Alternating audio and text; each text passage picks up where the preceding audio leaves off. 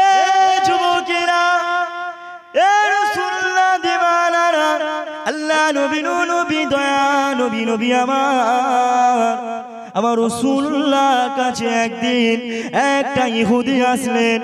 ইহুদি এসে বলতে লাগলেন, হে মুহাম্মদ, আমি যে তোমাকে স্বর্ণ মুদ্রা ধার দিয়েছিলাম ওটা আমাকে ফিরিয়ে দাও। এ রাজওয়ানেরা, ওই সময় আমার রাসূলুল্লাহ বললেন, এই ইহুদি, আমার কাছে তোমাকে দেওয়ার মতন কিছুই নাই। আমি যে তোমাকে দেবো, আমার কাছে তোমাকে দেওয়ার মতন, ঋণটা পরিশোধ করার মতন আমার কাছে কিছু নাই। ইহুদি ওই সময় বলতে লাগলেন, হে মুহাম্মদ, তুমি যতক্ষণ পর্যন্ত না দেবে আমি ততক্ষণ পর্যন্ত যাব না, এখানে আমি বসে থাকবো। ওই সময় ইহুদিটা বসে পড়ল। ওই সময় আমার রাসূলুল্লাহ আর কোথাও গেলেন না। জোহরের ওয়াক্ত হয়ে গেল। আল্লাহ নবী নবী দয়া নবী আমার রাসূলুল্লাহ জোহরের নামাজটা আদায় করে নিলেন। আসরের ওয়াক্ত হয়ে গেল। আমার রাসূলুল্লাহ আসরের নামাজটা আদায় করে নিলেন। ওই সময় আবার মাগরিবের নামাজের ওয়াক্ত হয়ে গেল। আমার রাসূলুল্লাহ ইহুদির কাছেই বসে রইলেন। ওইখানে আমার নবী মাগরিবের নামাজটা আদায় করে নিলেন। এ যুবকেরা, তরুণেরা, বাপেরা, ইশার ওয়াক্ত হয়ে গেল। ইশার নামাজটাও নবী আদায় করে নিলেন। এমন করে সারা রাত নবী ওইখানেতেই বসে রইলেন। ফজরের ওয়াক্ত আবার হয়ে গেল। ফজরের ওয়াক্ত হয়ে গেল। ফজরের নামাজটা নবী ওখানে আদায় করলেন। আবারও পরের দিনটা করতে লাগলো। এমন অবস্থায় ওই ইহুদিটা পড়তে লাগলো, আশহাদু আল্লা ইলাহা, আপনারা আমার সাথে পড়েন, আশহাদু আল্লা ইলাহা ইল্লাল্লাহু ওয়া আশহাদু আন্না মুহাম্মাদান আবদুহু ওয়া রাসূলুহু, লা ইলাহা ইল্লাল্লাহু মুহাম্মাদুর রাসূলুল্লাহ সাল্লাল্লাহু আলাইহি সাল্লাম। ইহুদি ঈমান এনে নিল, ইহুদি ঈমান আনয়ন করলো। ওই সময় ইহুদি বলতে লাগলো, ওই সময় ইহুদি আমার রাসূলুল্লাহকে বলতে লাগলেন, ইয়া রাসূলুল্লাহ, হাবিবাল্লাহ, হুজুর বেয়াদবি maaf করবেন, হুজুর গুস্সাগিরিটা ক্ষমা করবেন। ইয়া রাসূলুল্লাহ, হুজুর আমি তাওরাতে পড়েছি আপনার বর্ণনা, হুজুর আমি তাওরাতে আপনার বর্ণনা পড়েছি, আপনার যে রূপ বর্ণনা তাওরাতে দেয়া আছে ওই রকম বর্ণনা হুবহু আপনার সাথে আমি সব কিছুই মিলে গেছে। এজন্য আমি আপনার উপরে ঈমানটা এনে নিলাম। এ নওজওয়ানেরা, আমার রাসূলুল্লাহর কথাবার্তা, ব্যবহার, আখলাক এত সুন্দর দেখতে ছিল। সাহাবা হুজুরেরা আমার রাসূলুল্লাহর কথাবার্তা, ব্যবহার, চরিত্র দেখে ঈমান নিয়ে আসতো। সুবহানাল্লাহ। এতগুলো মানুষ বসে আছে, সব হুজুরের মুখ দেখতেইছো তোমরা, চা খাবো, হুজুরের মুখ, আমার মুখ দেখতে এসছে, এরকম করে বসে আছেন। সুবহানাল্লাহ কজন? হ্যাঁ কি গো, এখানকার এটা তো একটা মাজারের চত্বর তো, নাকি হুজুরের মাজারের এই এলাকার মানুষ এমন কেন? আমি তো অন্য এলাকায় দেখিনি এত এমন। হুজুরের পাশে আছেন, হুজুরের মাজার এখানে সামনে, আপনাদের আদবটা আরো সুন্দর হবে। নবীদের বয়ান শুনলে, নবীদের সুন্দর সুন্দর শুনলে পারে সুবহানাল্লাহর আওয়াজটা আপনাদের আরো জোরে করে বের হবে, মোহাব্বতটা আরো বেশি থাকবে। নাই কেন? জোরে করে হবে না সুবহানাল্লাহ? সবাই মিলে বলেন সুবহানাল্লাহ, নারে তাকবীর, দরুদ শরীফ, আল্লাহুম্মা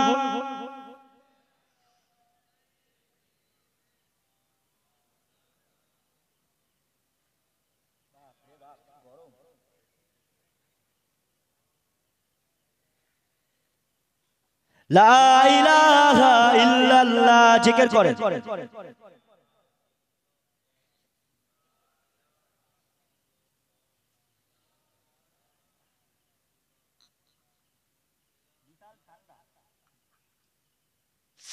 আল্লাহুম্মা সাল্লি আলা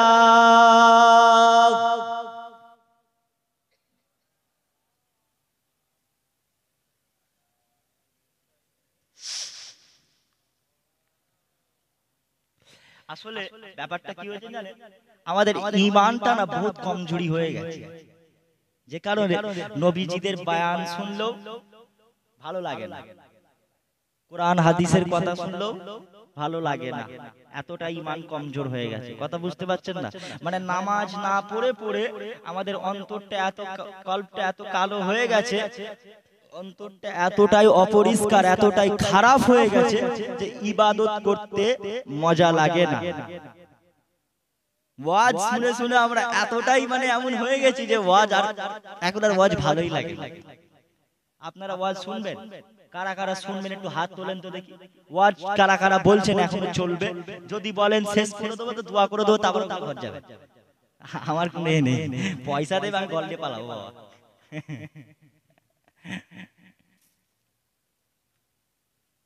ঈমান মজবুত করেন, ঈমানটাকে মজবুত করেন। এই তাহলে ঈমান। সুবহানাল্লাহ বলতে কষ্ট হচ্ছে জোরে জোরে, আর নামাজ পড়তে আমরা ঠিকঠাক ভাবে পারি না, রোজা রাখতে ঠিকঠাক ভাবে পারি না, আল্লাহর হুকুম মোতাবেক ঠিকঠাক ভাবে চলতে পারছি না, আর আমরা খালি বলি আমি নবীর জন্য জান দিয়ে দেবো। হ্যাঁ, নবীজিকে কারা কারা মহাব্বত করেন হাত তোলেন। মাশাআল্লাহ, সবাই হাত তুলেছে, সবাই নবীকে ভালোবাসে। কিন্তু আল্লাহ কুরআনুল কারীমে বলছে মা আতাকুমুর রাসূলু ফাখুযুহু ওয়া মা নাহাকুম আনহু ফান্তাহু। আমার রাসূল সাল্লাল্লাহু আলাইহি সাল্লাম তোমাদের কাছে যেগুলো আদেশ করবে তোমরা সেগুলো গ্রহণ করো, নবী যেগুলো নিষেধ করবে তোমরা সেগুলোকে গ্রহণ করো না, ছেড়ে দাও। নবী বলেছে মদ খেও না, এখনকার কিছু ছেলেরা আছে মদ খাচ্ছে। নবী বলেছে নামাজ পড়ো, আমরা নামাজ ছেড়ে দিচ্ছি। নবী বলেছে রোজা রাখো, আমরা রোজা ছেড়ে দিচ্ছি। এটা কি তাহলে মহব্বত? আরে মহব্বত তো তাকেই বলে যখন কোনো ব্যক্তিকে তলোয়ার দিয়ে আঘাত করা হয়, ওই তলোয়ারের আঘাতে যন্ত্রণা সামান্য পরিমাণ অনুভব করতে পারে না, তাকেই বলে কি মহব্বত, ভালোবাসা। এই ভালোবাসাটা সাহাবা হুজুরদের ভেতরে ছিল। সাহাবা হুজুরদের হাত কেটে দিচ্ছে, কোনো হুঁশ নাই। কোথায় এসে পা কেটে দিল, কোনো হুঁশ নাই। তবুও বলছে যুদ্ধ, তবুও তরোয়ার নিয়ে যুদ্ধ করছে। গলা কেটে দিল, তারপরে শহীদ হয়ে গেল। পেটে চারিদিক থেকে আপনার তীর এসে কাঁদতেছে, পেটে তীর ছুঁড়ে ছুঁড়ে মারছে। 50টা 60টা 70টা একটা সাহাবার পেটে শরীরে তীর গেঁথে যাচ্ছে, তবুও লড়াই করেই যাচ্ছে, যুদ্ধ করেই যাচ্ছে, কোনো হুঁশ নাই। জান দিয়েই ছাড়ো, নবীর জন্য, ইসলামের জন্য জান দিয়েই ছাড়ো। এগুলো কি ঈমান? আর এখনকার মুসলমান আবার এখন এই যে ফিলিস্তিন ইসরায়েলের যুদ্ধ হচ্ছে, আবার আমরা অনেকে বলে থাকি ও যদি আমি ফিলিস্তিনে থাকতাম মনে হয় শহীদ হয়ে যেতাম, কি ভালো হতো রে। এক্ষুনি যদি যুদ্ধ লেগে যায় আমার দেশ, আমিও জান দিয়ে দেবো। অত সোজা না। নামাজ পড়ুনি তুমি ঠিকভাবে, আর নবীর জন্য জান দেবে।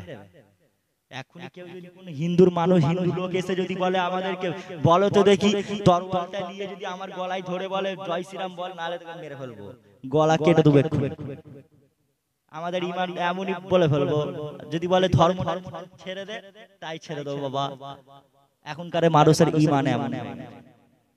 কথা বুঝতে পারছেন না? আর ফিলিস্তিনের দিকে তাকাও, এই যে ইসরায়েল ফিলিস্তিন যুদ্ধ হচ্ছে, ফিলিস্তিনের মুসলমানদের কতটা ঈমান।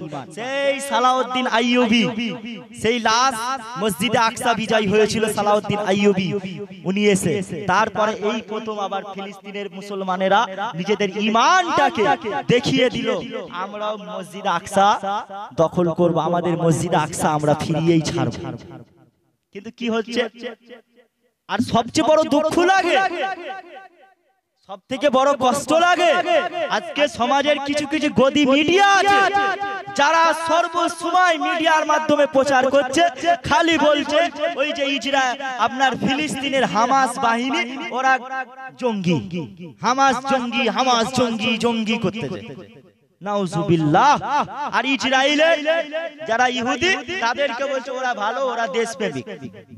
এখন যারা হামাস বাহিনীকেও সাপোর্ট করছে, তাদের আবার কদিন আগে একটা আমাদের কলকাতারই মিডিয়া দেখলাম হামাসদেরকে সাপোর্ট করেছে বলে এবারে থাম্বনেলে একদম লেখা আছে ভিডিওর, হামাস যে যারা সাপোর্ট করছে তারা হচ্ছে পাকিস্তানি, আর যারা ইসরায়েলকে সাপোর্ট করছে তারা হচ্ছে ভারতীয়। আমরা কি তাহলে পাকিস্তানের লোক নাকি? আমরা ভারতের নয়, ভারতের লোক নয়। দীর্ঘ 70 বছর ধরে ইসরায়েল কোনো আগে দেশ ছিল না, দেশ ছিল কোন দেশ ছিল না, ওটা ফিলিস্তিনেরই জায়গা ছিল। ফিলিস্তিনের মুসলমানেরা ইহুদিদেরকে থাকার জন্য জায়গা দিয়েছিল। হিটলার নাম শুনেছেন? হিটলার টোটাল 70,000 ইহুদিকে মেরে দিয়েছিল, কিন্তু কিছু ইহুদিকে বাঁচিয়ে রেখেছিল। তার কারণটা হিটলার বলেছিল, আমি কিছু সংখ্যক ইহুদিকে বাঁচিয়ে রাখছি, তোমরা পরে জানতে পারবে কেন আমি ইহুদিদেরকে মেরেছিলাম। এত 70,000 ইহুদিকে কেন আমি মেরেছি এটা পরে জানতে পারবে। এখন মানুষ বুঝতে পারছে আর ইসরায়েল কত খতরনাক ইহুদিরা। ওই থাকতে দিল ফিলিস্তিনের মুসলমানেরা, কিছু সংখ্যক ইসরায়েল থেকে গেল। সারা পৃথিবীর মুসলমানকে কোথাও থাকতে দেয়নি। ইসরায়েলে ফিলিস্তিনের মুসলমানেরা ইসরায়েলবাসীদের ইহুদিদেরকে থাকতে দিল ওখানে জেরুজালেম। ওরা থাকতে রইল। থাকতে ওদের গোষ্ঠী বাড়তে লাগলো। বাড়তে কি হলো, এখন ফিলিস্তিনের মুসলমানদের উপরেই অত্যাচার শুরু করে দিল। দীর্ঘ 70 বছর ধরে যারা মার খাচ্ছে তারা এখন কি জঙ্গি, আর যারা মারছে দীর্ঘ 70 বছর ধরে যারা মারলো এখনো মারছে তারা ভালো। এখন ফিলিস্তিনের মুসলমানেরা কদিন আগে একটু মেরেছে ইসরায়েলদেরকে, ব্যাস ওরা জঙ্গি হয়ে গেছে। কারণ কি জানো, ওরা তো মুসলমান। এখন আমরা যদি বাবরি মসজিদকে আবার ছিনিয়ে নেওয়ার জন্য প্রতিবাদ করি, আমার তো মনে হয় গদি মিডিয়া গুলো এরা বলবে আমাদেরকেও জঙ্গি বলবে। আমাদের বাবরি মসজিদ ছিনিয়ে নেওয়ার জন্য আমরা যদি আবার লড়াই করি, যুদ্ধ করি, এরা আবার গদি মিডিয়া গুলো বলবে মুসলমানেরা জঙ্গি, এরা সব পাকিস্তানের লোক। দেশের তো হালচাল রাজনৈতিক জিনিসটাই এমন খতরনাক হয়ে গেছে। কত ছোট ছোট বাচ্চা ছেলেগুলো মরে যাচ্ছে, বিল্ডিং ভেঙে দিচ্ছে, বম মারতেছে, খালি বলছে ফিলিস্তিনের এক্ষুনি ইসরায়েলের একটা বিল্ডিং ভেঙে দিল, এই এত 300 বাচ্চা মেয়ে মরে গেল। আর যখন ফিলিস্তিনের এতদিন মরছে, 70 বছর ধরে যে গুলি করে মারলো, মসজিদ আকসার ভিতরে নামাজ পড়তে ঢুকছে, মসজিদ আকসার ভিতরে ঢোকার পরে যে গুলি করে মারলো ইসরায়েলের লোকেরা, তখন তারা ভালো ছিল। তখন ওই গদি মিডিয়া গুলো কোথায় ছিল? ও আর ইহুদি, ওটা তোমাদের দলের লোক, তাই না? তোমার ধর্মের লোক, এজন্য তো আমার ভালো। কেন আমরা কি মানুষ নয়? যে আমরা সবাই মানুষ, আমরা কোন ধর্ম দেখে বিচার করি না, আমরা মানুষ দেখে বিচার করি। কারণ মহান সৃষ্টিকর্তা রব আমাদেরকে সৃষ্টি করেছে, কে হিন্দু, কে খ্রিস্টান, কে ইহুদি, কে নাসারা, কে মুসলমান, সবাইকে এক আল্লাহই সৃষ্টি করেছে। কিন্তু আমরা কোন ধর্মকেও আঘাত করব না। আমাদের যতই জঙ্গি বলো, যতই যাই বলো মিডিয়া, আমরা কোন ধর্মকে আঘাত করব না। আমরা কোন হিন্দু ভাইকেও মারবো না।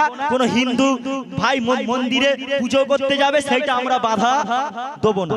কোন হিন্দু ভাইদেরও উচিত হবে, মুসলমানেরা মসজিদে নামাজ পড়বে, মুসলমানেরা আল্লাহর ইবাদত বান্দেগি করবে, আমরা হিন্দুদের উচিত হবে মুসলমানদের এইসব বাধা না দেওয়া। সমাজটা এত খারাপ হয়ে গেছে, নেতা মন্ত্রীগুলো রাজনৈতিক এগুলো এতটাই নিকৃষ্ট হয়ে গেছে, মানুষের মধ্যে এমন ঢুকিয়ে দিয়েছে হিন্দু মুসলমান ভেদাভেদ। ভারতবর্ষের জমিনে, এই উত্তরপ্রদেশের জমিনে দেখেন কত মসজিদ ভেঙে ফেলছে, কত মাজার ভেঙে ফেলছে। কি হয়েছে? এগুলো কি দোষ করেছে? মাজার মসজিদ কি দোষ করেছে? আমরা কি কোনোদিন কোন মন্দির ভেঙেছি? ইতিহাস দেখার দেখি যে আমরা কোন মন্দির ভেঙেছি, নাকি আমরা কোন মন্দিরে গিয়ে হিন্দুদেরকে বলেছি পুজো করিসনি, ভয় দেখিয়েছি? না, আমার ধর্ম আমাদেরকে এমন শিক্ষা দিয়েছে, আমার ধর্ম বলেছে লাকুম দীনুকুম ওয়ালিয়া দীন, যে যার ধর্ম যে যার পালন করো। তোমার ধর্ম তোমার কাছে, আমার ধর্ম আমার কাছে। তুমি তোমার ধর্ম পালন করো, আমি আমার ধর্ম পালন করি, ঠিক কি না? আমরা ভেদাভেদ চাই। এই যে যুদ্ধ হচ্ছে ফিলিস্তিনের, আমরা দোয়া করব আল্লাহ যেন ফিলিস্তিনবাসীকে জয় করুক। তবে একদিন যারা আজকে ইহুদি, যেসব ইহুদিরা মজা নিচ্ছে, ফিলিস্তিনের মুসলমানদেরকে মারছে, যারা আজকে ভাবছে ফিলিস্তিনের ইসরায়েলরা পাল্টা জবাব দিচ্ছে না, এমন একটা সময় আসবে, আমার নবী বলেছেন, যেই সময়ে ইহুদিদেরকে ইহুদিরা পালাতে লাগবে, মুসলমানরা সারা পৃথিবীতে রাজত্ব করবে। ইহুদিরা ভয়ে পালাতে লাগবে, ইহুদিরা পাথরের পিছনে যাবে, পাথরের পিছনে গিয়ে লুকিয়ে থাকবে। পাথরের জবান আমার আল্লাহ খুলে দেবে, পাথরও কথা বলবে আমার পিছনে একজন ইহুদি আছে। কথা বুঝতে পারছেন? পাথরও কথা বলবে আমার পিছনে একজন ইহুদি আছে। গাছের পিছনে যে লুকোবে, গাছ কথা বলবে আমার পিছনে একজন ইহুদি আছে। তখন ভেবে লাও আমাদের মসজিদ আকসা আমরা ঠিক ফিরিয়ে নেব। মসজিদে আকসা আমাদের বিজয় হবে হবে হবে, বলেন না ইনশাআল্লাহ। মসজিদে আকসা আমাদের কি? মসজিদে আকসা হলো আমাদের ঈমান। কারণ আল্লাহ রাসূল বলেছে আল্লাহর কাবা শরীফে, বাইতুল হেরেমে, বাইতুল হেরেম শরীফে, মসজিদে হারাম শরীফে কেউ যদি 2 রাকাত নামাজ পড়ে, 2 রাকাত নামাজ পড়লে আমার আল্লাহ পাক তার আমলনামায় 1 লক্ষ নামাজের সওয়াব দেয়। জোরে বলুন সুবহানাল্লাহ। মসজিদে নববী শরীফে কেউ যদি নামাজ পড়ে তার আমলনামায় আমার আল্লাহ পাক 1000 নামাজের সওয়াব দেয়। জোরে বলুন সুবহানাল্লাহ। আর আপনার মসজিদুল আকসাতে, যেটা আমাদের প্রথম কিবলা, মসজিদে আকসা হচ্ছে আমাদের প্রথম কিবলা।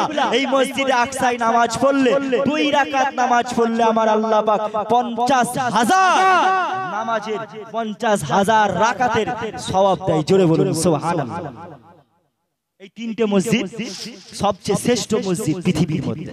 মসজিদ সবচেয়ে শ্রেষ্ঠ, আল্লাহর ঘর সবই সমান, কিন্তু মর্যাদায় সম্মানে কেউ কেউ বলে আরে মসজিদ তো আল্লাহর ঘর। আমি একটা দেখছিলাম আজকে, বলে মসজিদ তো সব আল্লাহর ঘর, তো মসজিদ আবার ওখানে নামাজ পড়লে 1 লক্ষ পাবে, আর এই গ্রামের মসজিদে নামাজ পড়লে 1 লক্ষ রাকাতের নামাজ কেন সওয়াব পাবেন? আমি বললাম নবী তো অনেকেই 1,24,000 মতান্তরে 2,24,000 আপনার নবী এসেছে, তার মধ্যে সবচেয়ে কি সব শ্রেষ্ঠ এক একটা মাকাম সব আলাদা আলাদা আছে, তারাও তো নবী। কথা বুঝছেন না? মসজিদ সব আল্লাহর ঘর, তবে এই 3টে মসজিদ আমাদের ঈমান। একবার দরুদ শরীফ আল্লাহুম্মা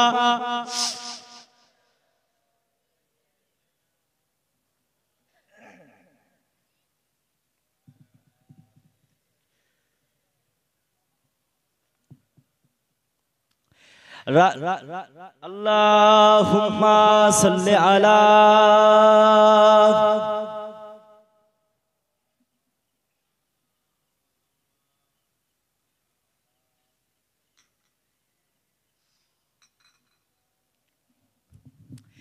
अक्सा की मोहब्बत तो ईमान में शामिल है, अक्सा की यकीनत तो कुरान में शामिल है।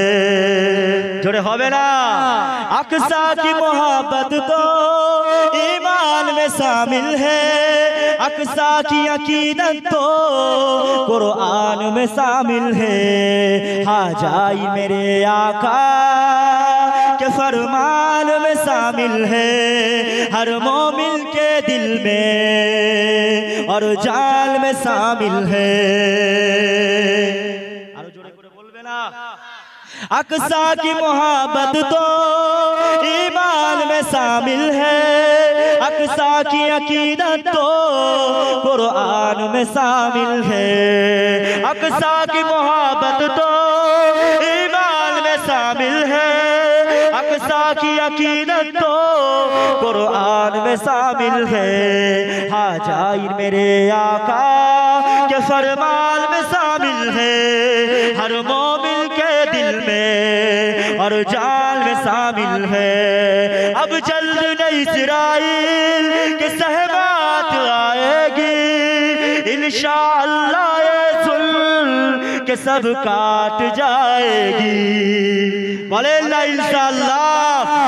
अब जल्द न इस्राइल की सहबात आएगी, इंशाअल्लाह ये जुल्म के सब काट जाएगी।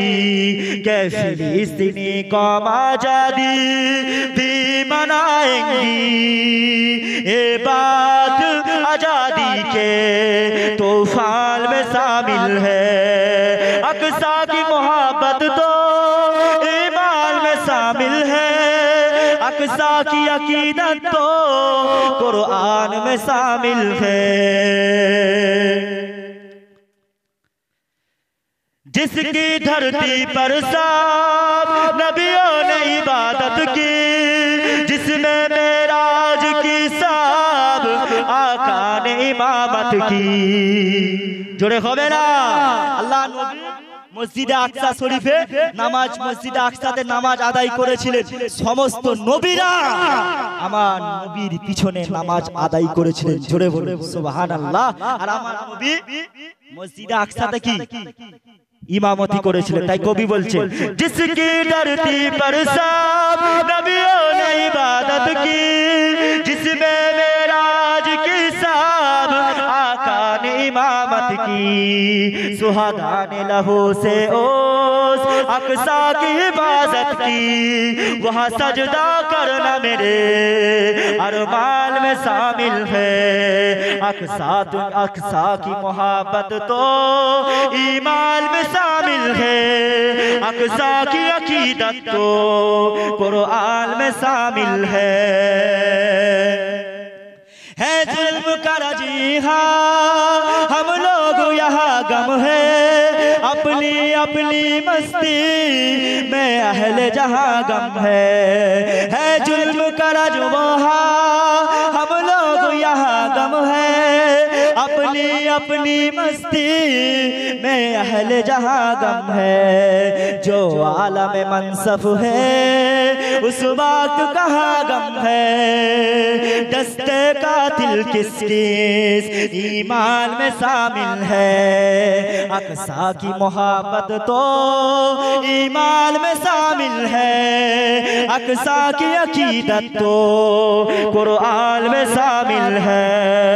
हाज़ाई मेरे आका के फरमान में शामिल है, हर मोमिन के दिल में अक्सा की मोहब्बत है।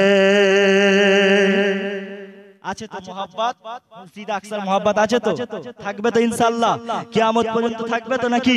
তাকবীর দাও তো, নারে তাকবীর, আরো জোরে নারে তাকবীর, নারে তাকবীর। আল্লাহু আকবার। আল্লাহ কবুল করেন। আল্লাহুম্মা সাল্লি আলা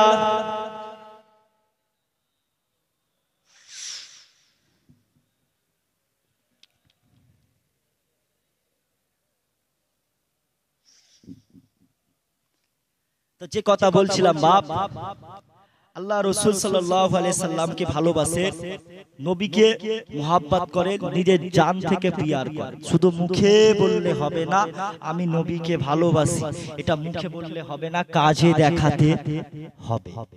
সাহাবারা যেমন নিজেরা, সাহাবা হুজুরেরা যেমন কাজ করেছিল, নবী যেগুলো বলেছিল, যা যা আদেশ করেছে সব কিছুই মেনেছে। কিন্তু আজকে আমরা মুসলমান কিছুই মানছি না। মদ খাচ্ছি, এখানে মদখোর কারা কারা আছেন একটু হাত তুলবেন বাপ। মদ খেলেও কি হাত তুলবো নাকি? মদখোর কেউ নেই? জি চাচাজি মদখোর আছে? মদ ফদ খাই তো ছেলেরা টুকটাক। বন্ধন লোন কারা কারা নেন হাত তোলে? হাত তুলবো নাকি? বন্ধন লোন নিলেও হাত তুলবি, হারাম খাচ্ছি তো। হায়রে হাই, মুসলমানের এতই রিজিকের, মুসলমানের সংসারে এতই যে অভাব পড়ে গেল যে বন্ধন লোন নিতে হবে, গ্রুপ লোন নিতে হবে, লোন নিয়ে সংসার চালাতে হবে। কি গো আপনাদের এলাকায় কি সবাই কি ধনী লোক নাকি? এখানে লোন ফোন মদ ফদ কেউ খায় না বলেন? সবাই আল্লাহর ওলি নাকি? ভালো মানুষ, হুজুরের মাজার আছে, হতে পারে সবাই ভালো মানুষ। ভালো নয়, এর মধ্যে বহুত গন্ডগোল লোক আছে না অনেক। আরে মুন্সিরাটে বলছে আবার 90%, বাপ রে বাপ।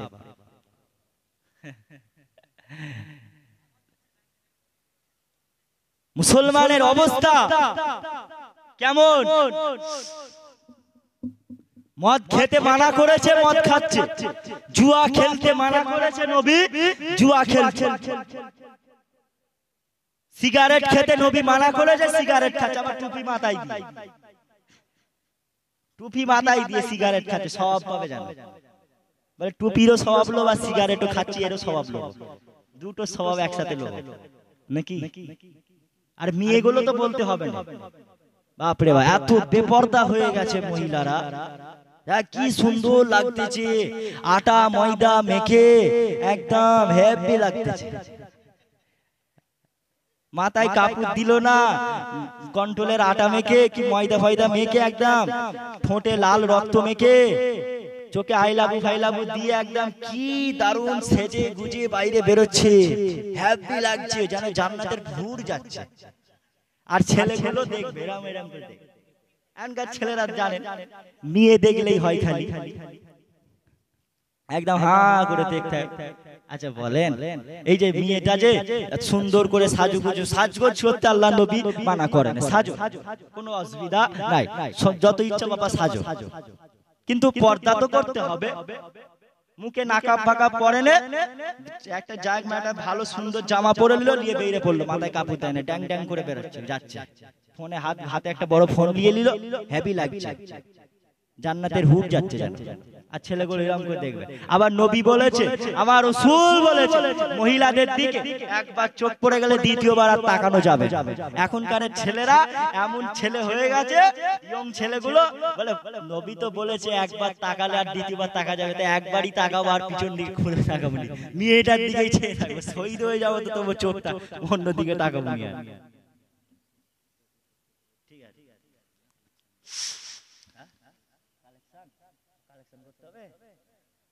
আচ্ছা কটায় শেষ হবে? কালেকশন করব কটার সময় শেষ করবে? আধ ঘন্টা, ঠিক আছে। তো এই যে মহিলারা বেপরদায় ঘোরাফেরা করছে, এর জন্য বাপ মা দায়ী কিনা দায়ী না বলে? আল্লাহ রাসূল বলেছেন, আদ-দাইয়ুসু লা ইয়াদখুলুল জান্নাত, দাইয়ুস কখনো জান্নাতে যেতে পারবে না। দাইয়ুস কারা? যারা বেপরদায় রাস্তাঘাটে ঘোরাফেরা করে, তারা হলো দাইয়ুস। দাইয়ুস ও মেয়েও জাহান্নামে যাবে আর বাপ মাকেও সাথে করে নিয়ে যাবে জাহান্নামে। কথা বুঝছেন না? আপনারা কি চাইবেন এবারে যে আপনার মেয়েটা এমন সুন্দর করে আটা ময়দা মেখে রাস্তায় ঘুরুক, আর ছেলেরা মেয়েটার দিকে তাকাক, আর তারপরে কিছু হয়ে যাক, গুনাহ হোক, আপনারাও জাহান্নামে যান, মেয়েটাও জাহান্নামে যাক? এটা চান আপনারা? আপনাদের স্ত্রী বেপরদায় ঘোরাফেরা করুক আর স্ত্রী জাহান্নামে যাবে, তার জন্য আপনারাও জাহান্নামে যাবেন? চান কি কেউ? চাই না। এখনকার মেয়েগুলো এত খারাপ হয়ে গেছে, ইয়ং মেয়েগুলো এত বাজে মেয়ে হয়ে গেছে, কি বলবো। আবার সব ইনস্টাগ্রামে আইডি খুলবে, খুলে আবার ভিডিও করবে, টিকটক করবে, টিকটক করে সুন্দর করে সেজে গুজে ছাড়বে, লাইক পাবে, কমেন্ট পাবে, জানে কি একবারে ব্যাপার, লাইক দিবে, কমেন্ট দিবে, একটা খুব হ্যাপি লাগে, জানে হ্যাপি লাগছে। খবরদার মেয়েদেরকে আমি আপনাদেরকে বলে দিচ্ছি, আপনাদের যদি মেয়েদেরকে যদি মোবাইল দিয়ে থাকে চেক করবেন, ইনস্টাগ্রাম যদি থাকে না, ইনস্টাগ্রামটা ডিলিট করে দেবেন, ওটা মেয়েদেরকে ডিলিট করে দিতে বলুন। ওটার জন্য আজকে বহুত সমাজের মেয়েরা খারাপ হচ্ছে, ইনস্টাগ্রামের জন্য অনেক মেয়েরা আজকে ধ্বংসের দিকে যাচ্ছে। ইনস্টাগ্রামে কি ইটা ওটা হেন তেন খালি ভিডিও আসবে, ওই সব ভিডিও দেখবে আর নিজেদেরকেও ওদেরও মন চাইবে। শয়তান তো সব সময় কুমন্ত্রণা দিচ্ছে না, শয়তান ধোকা দেবে, তুই একটু হ দেখি, ওই দেখ ক্যাটরিনা কাইফ একটা কি সুন্দর করে ভিডিও করে, তুইও ক্যাটরিনা কাইফের মতন হ, ওর মতন সেজে গুজে ভিডিও কর, গুনাহ হবে, তারও গুনাহ হবে, আপনাদেরও গুনাহ হবে। তো যাক, আমরা চেষ্টা করব সব জিনিস থেকে আমরা হিফাজত থাকার চেষ্টা করব ইনশাআল্লাহ। বলেন না ইনশাআল্লাহ? আল্লাহ আমাদের গুনাহের কাজ থেকে হিফাজত করেন, বলেন আল্লাহুম্মা।